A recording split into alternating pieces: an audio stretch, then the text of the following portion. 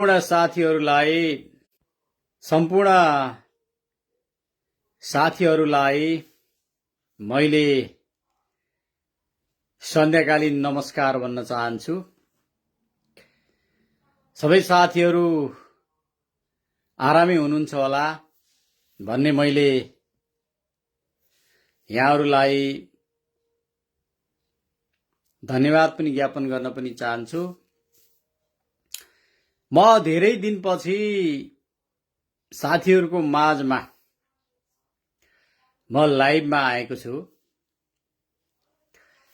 साथीहरूलाई लाग्दो होला कि विशेष कुराहरू मैले लेख्ने त गर्छु, लेख्ने गरेको पनि छु र मैले के भन्न खोजे भन्ने विषयमा यहाँले अनुमान पनि लगाइसक्नु भएको होला।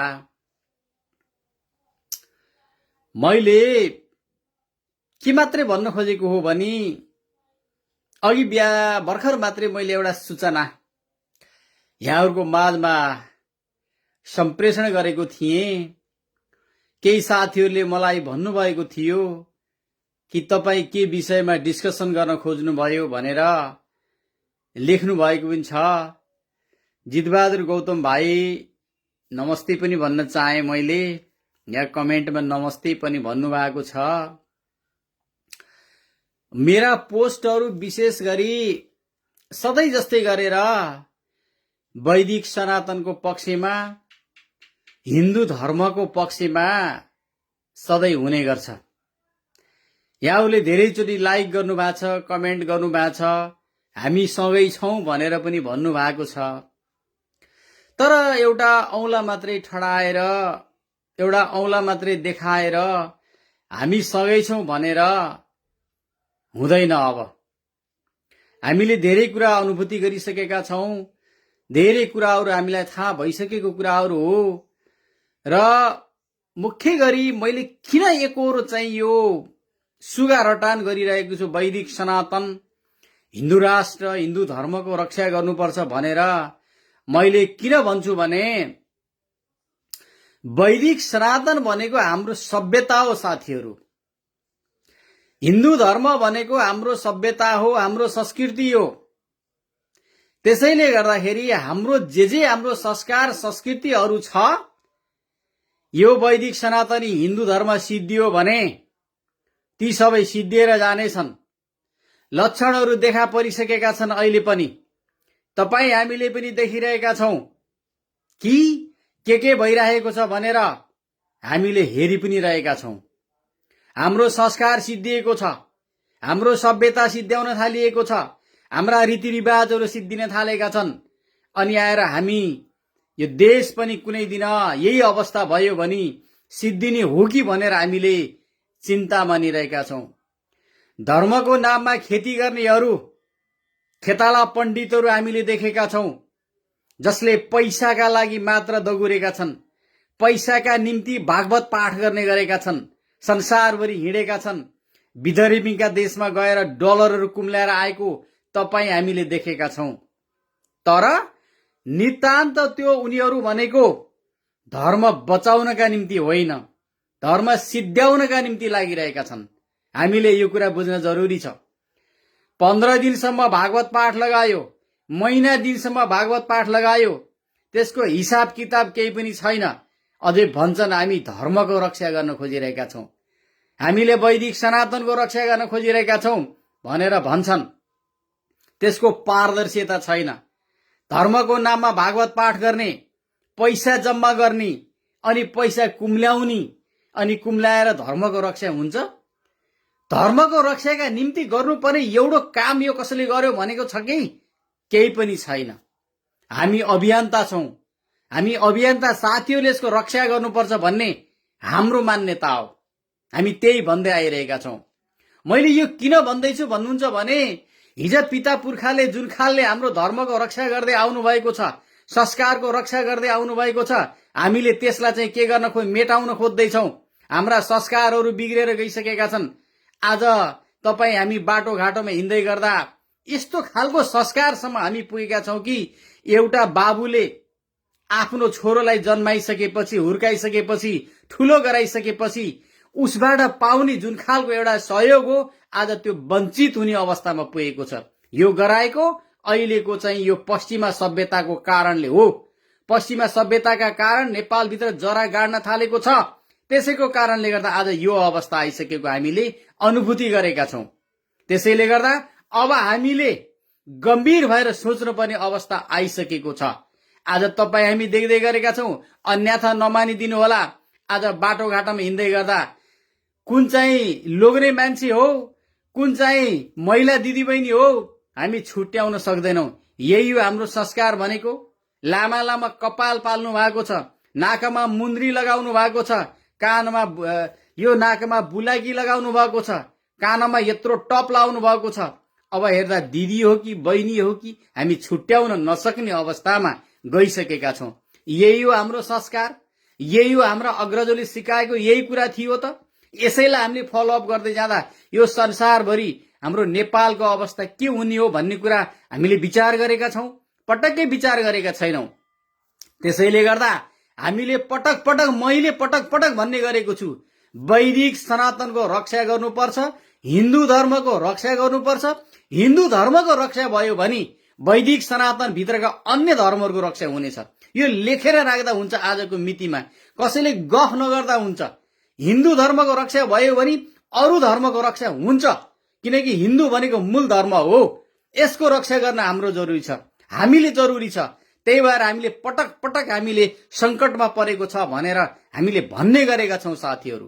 त्यसैले गर्दा पहिला वैदिक सनातनी हिन्दूको रक्षा गरौं, त्यसपछि बौद्ध धर्मको रक्षा हुन्छ, किराँत धर्मको रक्षा हुन्छ, बोन जैन सिख धर्मको रक्षा हुन्छ।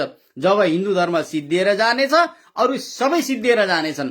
यसैलाई सिद्ध्याउनका निम्ति लागि परेको हामीले अनुभूति गरेका छौं। त्यसैले गर्दा अब यसमा खतरा उत्पन्न भएको छ। खतरा उत्पन्न कहाँबाट भएको छ भन्नुहुन्छ भने हिन्दूको नाममा निधारमा टिको लगाएर, मैले जस्तै भगुवा कलर लगाएर पश्चिमाको जासुसी गरेको हामीले देखेका छौं। पश्चिमाको जासुसी गरेर हिन्दू धर्मको रक्षा हुन्छ भन्ने कुराको ग्यारेन्टी छ? ग्यारेन्टी छैन साथीहरू।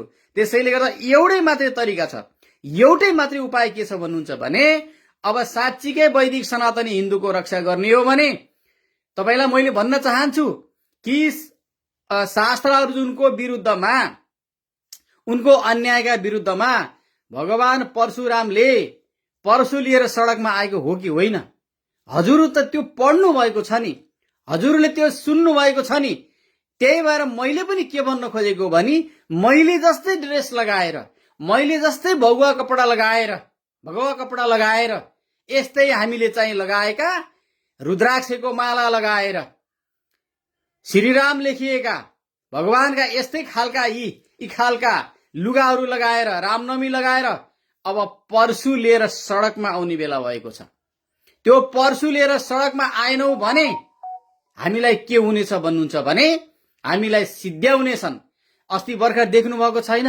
त्यही नेपालगञ्जमा अस्तिको घटना सुन्नु भएको छैन? के हाल भएको छ? अस्ति भर्खर यही चाहिँ हाम्रो चाहिँ बोर्डरमा के हाल भएको छ?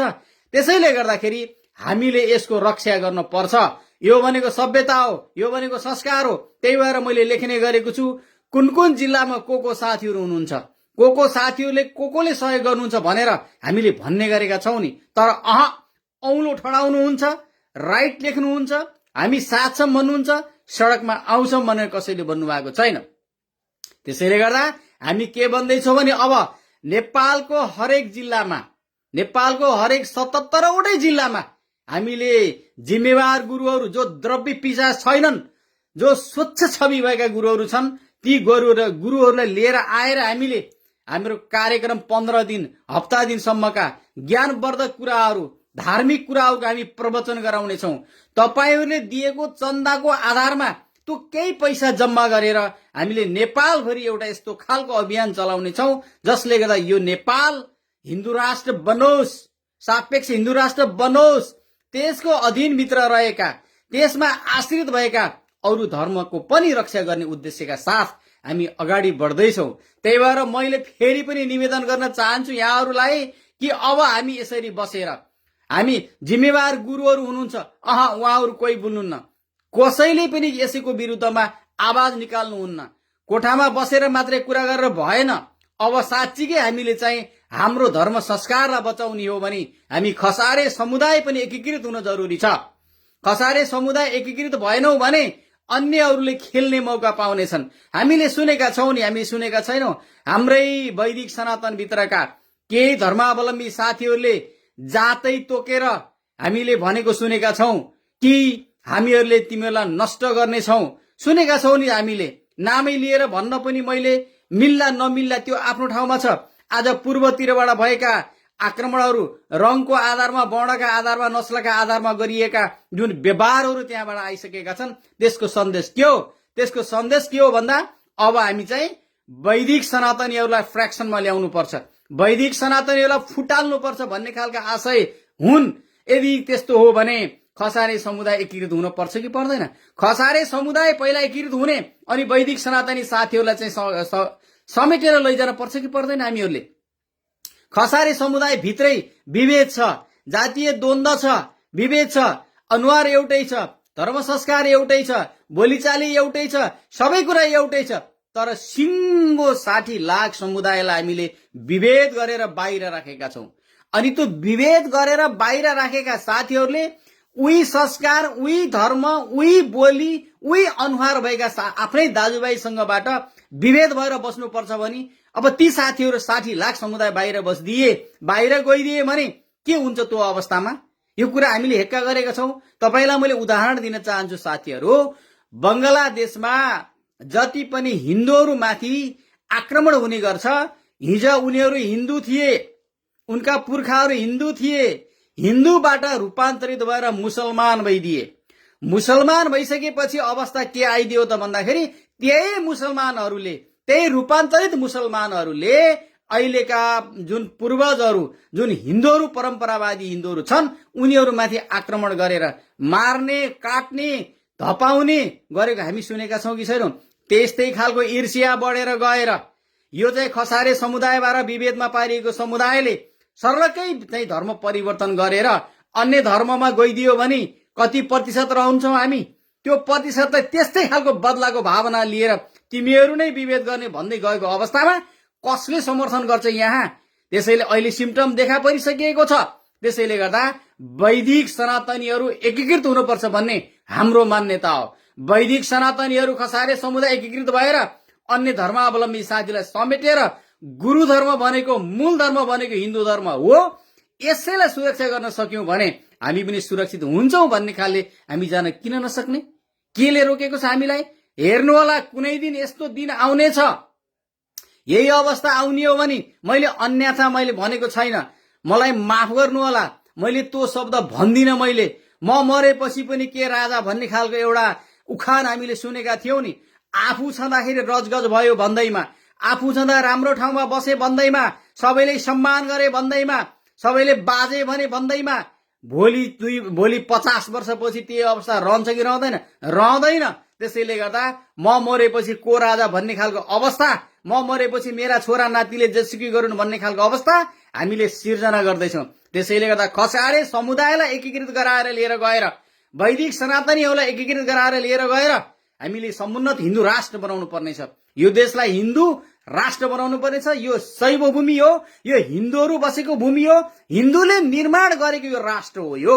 त्यसैले गर्दाखेरि वैदिक सनातनबाट बाहिर हामी जान सक्दैनौं साथीहरू। यसका निम्ति हरेक टोलबाट, गाउँबाट, धेरै होइन, हाम्रो 77 जिल्ला छ, 77 जिल्लाबाट हामीलाई कमसे कम 100 जना साथीहरू दिनुहोस् न, हामी 77-100 हुनेछौं। यो नेपालभरि हामीले त्यस्तो खालको एउटा अभियान ल्याउनेछौं जसले वैदिक सनातनीहरूलाई एकीकृत गराएर लैजानेछ। एकीकृत गराइसकेपछि समुन्नत हिन्दू राष्ट्र बनाउनेछ। यदि हामीले हिन्दू धर्मको रक्षा गर्न सकेनौं भने हाम्रो पहिचान मेटिनेछ। हाम्रो पहिचान मेटिएपछि यो देशै नामेट हुनेछ। त्यो ढंगमा अहिले गइरहेको अवस्था हामीले देखेका छौं साथीहरू। मैले आजको यो मेरो लाइभ भिडियोलाई मैले शेयर गर्नेछु, हजुरले कमेन्ट गर्नु होला। प्रत्येक जिल्लाका साथीहरू सम्पर्क नम्बर सहित आउनु होला। त्यसका निम्ति हामी अगाडि सर्नेछौं। हिन्दू धर्मको रक्षाका निम्ति, वैदिक सनातनको रक्षाका निम्ति कर्ण विश्वकर्मा सबभन्दा अगाडि आएर त्यसमा बलिदानी दिन पर्छ। तपाईले भन्नुभयो नि म हाँसी हाँसी दिन तयार हुनेछु साथीहरू। मैले यसलाई शेयर पनि गर्नेछु। तपाईले लाइक गर्नु होला, कमेन्ट गर्नु होला, सम्पर्क नम्बर पनि लेख्नु होला साथीहरू भन्दै मैले यहाँहरूलाई आग्रह गर्न चाहन्छु, हामीले भनेका कुनै दिन भनेका कुराहरू तपाईका मन मस्तिष्कमा कुनै दिन आउन सक्नेछन्। हामी जस्ता साथीहरू पाउन गाह्रो हुन्छ साथीहरू। त्यसैले गर्दा जसले सुकै हामीलाई आलोचना गरोस्, हामीलाई मतलब छैन। त्यो आलोचना खेप्न सक्छौं हामीले, त्यो बियर गर्न सक्छौं हामीले, तर कदापि वैदिक सनातनी हिन्दू राष्ट्रको विपक्षमा हामी जाँदैनौं। हामी नै हो मुक्तिको दाता, हामी नै अगाडि सर्नेछौं। को साथीहरू आउनुहुन्छ सम्पर्क सहित आउनुहोस्। नेपालका 77 जिल्लामा कार्यक्रम गरौं, त्यसका निम्ति अगाडि बढौं भन्दै मैले यहाँहरूलाई हार्दिकतापूर्वक निवेदन गर्न चाहन्छु। राधे राधे, जय शम्भु।